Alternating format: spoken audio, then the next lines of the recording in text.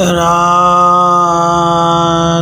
कृष्ण राधे कृष्ण। योगी लोग आसक्ति को त्याग कर आत्मशुद्धि के लिए ही शरीर, मन, बुद्धि और केवल इंद्रियों से भी कर्म करते हैं। योगी लोग शरीर, मन, बुद्धि और इंद्रियों से किए जाने वाले कर्म, स्वर्ग आदि फल आसक्ति को त्याग कर केवल आत्मशुद्धि के लिए काम करते हैं। भाव यह है, आत्मा में स्थित प्राचीन कर्म बंधन का विनाश करने के लिए करते हैं। युक्त पुरुष कर्म फल को त्याग कर नैष्ठिकी शांति को प्राप्त कर लेता है और अयुक्त पुरुष कामना के द्वारा फल में आसक्त होकर बंध जाता है। युक्त पुरुष आत्मा से अतिरिक्त अन्य फलों के लिए चंचल न होने वाला, एक आत्मा में ही लगा हुआ पुरुष कर्म फल का त्याग करके केवल आत्मशुद्धि के लिए कर्मों का अनुष्ठान करके नैष्ठिकी शांति को पाता है, आत्मानुभव रूप स्थिर तृप्ति को प्राप्त होता है।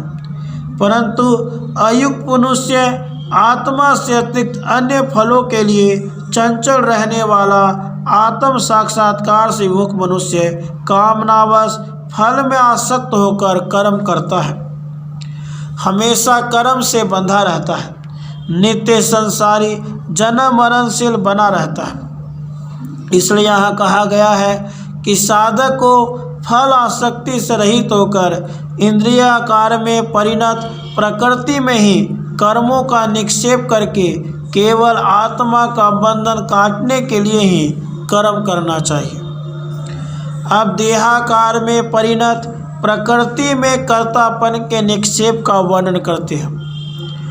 अपने को वश में रखने वाला देही मन के द्वारा सब कर्मों को नव द्वारपाल वाले शरीर में छोड़कर स्वयं न कुछ करता हुआ न कराता हुआ सुखपूर्वक रहता है। आत्मा में यह कर्मों का कर्तापन प्राचीन कर्ममूलक देह संबंध से ही प्रयुक्त है, स्वरूपता नहीं है। इस प्रकार विवेक युक्त मन से सब कर्मों को नौ द्वार वाले शरीर पूर्व में निक्षेप करके वह वशी देही सर्व प्रकार से अपने को वश में रखने वाला साधक देह अधिष्ठान द्वारा किए जाने वाले प्रयत्न को न तो स्वयं करता है और न शरीर से ही कराता है, अपने को करने कराने वाला न मानकर सुख से रहता है। आत्मा के साक्षात स्वाभाविक रूप का वर्णन करते हैं। न तो भूत प्राणियों के कर्तापन को, न कर्मों को और न कर्म फल के संयोग को ही प्रभु अर्थात आत्मा रचता है, किंतु इन सब में स्वभाव ही प्रवृत्त होता है। प्रकृति के संसर्ग से देव, तिर्यक, मनुष्य और स्थावर आदि के रूप में वर्तमान इस लोक का जो देव आदि शरीर से संबंध विशिष्ट कर्तृत्व है, उससे संबंध रखने वाले जो विशिष्ट कर्म है तथा उन कर्मों से होने वाले देव आदि शरीरों की प्राप्ति रूप जो फल संयोग है, उनको यह प्रभु कर्मों के वश में न होने वाला अपने स्वाभाविक रूप में स्थित आत्मा नहीं रचता, नहीं उत्पन्न करता। तो फिर कौन रचता है? स्वभाव ही प्रवृत्त होता है। यहाँ प्रकृति संबंधी वासना का नाम स्वभाव है। अभिप्राय यह है कि अनादि काल से प्रवृत्त पूर्व कर्म जनित देवादि शरीरों के आकार में परिणत प्रकृति के संसर्ग से उन शरीरों में होने वाला जो आत्माभिमान है, उससे वासना उत्पन्न होती है और उसी वासना के द्वारा किए हुए इस प्रकार के ये सब कर्तृत्व आदि भाव हैं, यह आत्मा में स्वरूपता प्रयुक्त स्वाभाविक नहीं है। यह विभु न तो किसी के पाप को ग्रहण करता है और न किसी के पुण्य को ही। अज्ञान से ज्ञान ढका हुआ है, इसी से जीव मोहित हो रहे हैं।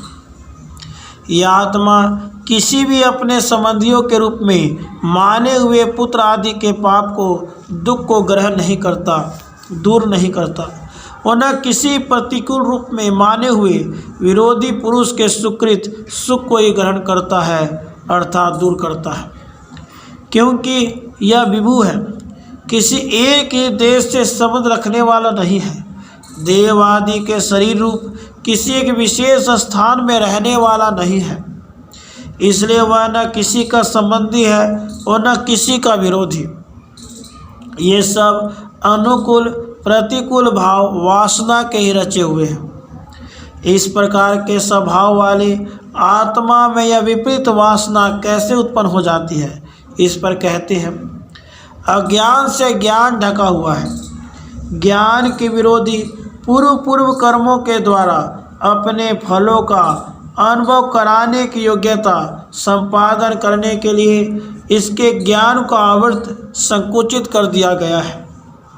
उस ज्ञानावरण रूप कर्म से इसका देव आदि शरीरों से संयोग और उनमें आत्माभिमान रूप मोह भी हो जाता है। उससे फिर वैसे ही आत्माभिमान रूप वासना और उसी के अनुरूप कर्मों की वासना उत्पन्न होती है। उस वासना से विपरीत आत्माभिमान और कर्मों का आरंभ होता रहता है। ज्ञान रूपी नौका के द्वारा सब पापों से तर जाएगा, वैसे ही ज्ञान अग्नि समस्त कर्मों को भस्म कर देती है। ज्ञान के समान पवित्र कुछ भी नहीं है। इत्यादि रूप से पहले कहे हुए वचनों की इस समय अनुकूल प्रकरण आने पर संगति उपस्थित करते हैं, परंतु जिनका वह अज्ञान आत्मा के ज्ञान से नष्ट कर दिया गया है, उनका वह स्वाभाविक परम ज्ञान सूर्य के समान सब वस्तुओं को प्रकाशित कर देता है।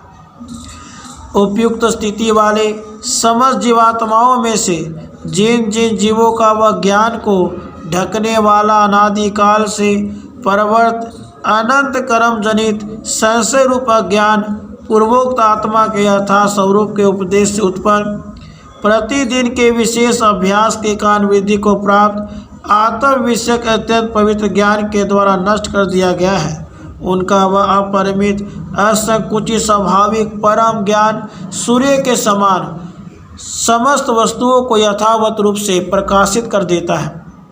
यहाँ जिनका ज्ञान नष्ट हो चुका है, ऐसे पुरुषों के लिए तेषाम इस बहुवचन का प्रयोग होने से जीवात्मा के स्वरूप की अनेकता सिद्ध होती है, जो पहले न त्वेवाहम जातु नासम न त्वम नेमे इस उपक्रम से जनाई गई थी, उसी को यहाँ और भी स्पष्ट रूप में कहा गया है। यह बहुसंख्यता उपाधिकृत नहीं मानी जा सकती, क्योंकि जिनका ज्ञान नष्ट हो चुका है उनमें उपाधि की गंध भी नहीं रहती। तेषामादित्य अज्ञानम इस कथन से उनका औरों से पार्थक्य सूचित करके ज्ञान को आत्म स्वरूप से संबंध रखने वाला बतलाया गया, तथा सूर्य के दृष्टांत से ज्ञाता और ज्ञान की स्थिति भी परम और प्रभावान के समान बतलाई गई है। इसी से संसार दशा में कर्मों द्वारा ज्ञान का संकोच और मोक्ष दशा में ज्ञान का विकास होना भी सिद्ध हो जाता है। उस आत्मा में बुद्धि वाले, उसी में मन वाले, उसी में निष्ठा वाले और उसी के परायण रहने वाले ज्ञान के द्वारा धुले हुए पापों वाले पुरुष अपुनरावृत्ति को अर्थात आत्मा को प्राप्त होते हैं। जो तद्बुद्धि है, उपयुक्त रूप वाले आत्मा का साक्षात्कार करने के लिए ही जिनका दृढ़ निश्चय है, जो तदात्मा है, उसी में जिनका मन लगा है, जो तन्निष्ठ हैं, उसी के अभ्यास में पूर्णतया लगे हैं, तथा जो तत्परायण है, वह आत्म साक्षात्कार ही जिनका परमाश्रय है। इस प्रकार अभ्यास किए जाने वाले ज्ञान से जिनके समस्त प्राचीन पाप धुल चुके हैं, वे पुरुष उपयुक्त स्वरूप वाले पुनरावृत्ति रहित आत्मा को प्राप्त हो जाते हैं। अभिप्राय यह है कि जिस अवस्था को प्राप्त हुए आत्मा की फिर यहाँ पुनरावृत्ति नहीं होती, वैसी अवस्था में स्थित आत्मा अपुनरावृत्ति अपने स्वरूप में स्थित रहने वाला कहलाता है। उस आत्म स्वरूप को वे प्राप्त हो जाते हैं। वे पंडितगण विद्या विनय संपन्न ब्राह्मण, गऊ, हाथी, कुत्ते तथा चांडाल में भी समदर्शी होते हैं। आत्मा के यथार्थ स्वरूप को जानने वाले पंडितगण, विद्या विनय युक्त ब्राह्मण, गौ, हाथी, चांडाल आदि जो अत्यंत विषमाकार प्रतीत होते हैं, उन सब आत्माओं में ज्ञान के एकाग्रता से सर्वत्र समान देखने वाले होते हैं। तात्पर्य यह है कि यह विषमाकार तो प्रकृति का है, आत्मा का नहीं। आत्मा तो ज्ञान के एकाग्रता के कारण सब जगह सम है, ऐसा वे अनुभव करते हैं। जिनका मन समता में स्थित है, जिनका मन समता में स्थित है, उनके द्वारा यही साधन दशा में ही संसार जीत लिया गया है। क्योंकि निर्दोष ब्रह्म सम है, इसलिए वे समदर्शी ब्रह्म में स्थित है। जिनका मन उपयुक्त रीति के अनुसार सब आत्माओं की समता में स्थित है, उन्होंने यही साधन का अनुष्ठान करते समय ही सर्ग संसार को जीत लिया। क्योंकि निर्दोष एवं सम आत्मा ब्रह्म अर्थात प्रकृति के संसर्ग रूप दोष से रहित होने के कारण जो आत्म तत्व सम है वही ब्रह्म है। इसलिए यदि वे आत्म समता में स्थित है तो ब्रह्म में ही स्थित है। ब्रह्म में स्थित होना ही संसार पर विजय पा लेना है। अभिप्राय यह है कि ज्ञान के एकाग्रता में समस्त आत्माओं में समता देखने वाले पुरुष मुक्ति है। जिस प्रकार से स्थित होने पर कर्मयोगी की समदर्शन रूप ज्ञान की विपाक दशा सिद्ध होती है, उस प्रकार को बतलाते हैं। स्थिर बुद्धि मोह से रहित, स्थिर बुद्धि मोह से रहित ब्रह्मवेता और ब्रह्म में स्थित पुरुष प्रिय वस्तु को प्राप्त होकर हर्ष न करे और अप्रिय को पाकर उद्वेग न करे। कर्मयोगी जिस प्रकार के शरीर में स्थित हो और जिस परिस्थिति में हो, उसके अनुसार प्राचीन कर्म वासना से उसको जो प्रिय और अप्रिय प्राप्त होते हैं, उन दोनों को पाकर उसे हर्ष और उद्वेग नहीं करना चाहिए। कैसे नहीं करना चाहिए? स्थिर बुद्धि तथा असम्मूढ़ होकर जिसकी बुद्धि स्थिर आत्मा में स्थित है, वह स्थिर बुद्धि है। और अस्थिर शरीर के साथ स्थिर आत्मा की एकता करने के कारण जो मोह होता है वह सम्मोह है। उससे जो रहित है वह असम्मूढ़ है। ऐसा होकर हर्ष शोक नहीं करना चाहिए। ऐसा किस प्रकार बने? ब्रह्मवेता और ब्रह्म में स्थित होकर उपदेश के द्वारा ब्रह्म को जानकर और उस ब्रह्म में अभ्यास करने वाला होकर वैसा बने। कहने का तात्पर्य यह है कि तत्ववेता पुरुषों के उपदेश से आत्मा के यथार्थ स्वरूप को जानने वाला होकर उसी के लिए प्रयत्न करता हुआ देहाभिमान को परित्याग करके अस्थिर स्वरूप आत्मा के साक्षात्कार रूप प्रिय अनुभव रूप में भली भांति स्थित रहे और प्रकृति जनित क्षणभंगुर प्रिय तथा प्रिय को पाकर हर्ष और उद्वेग ना करे। राधे कृष्ण राधे।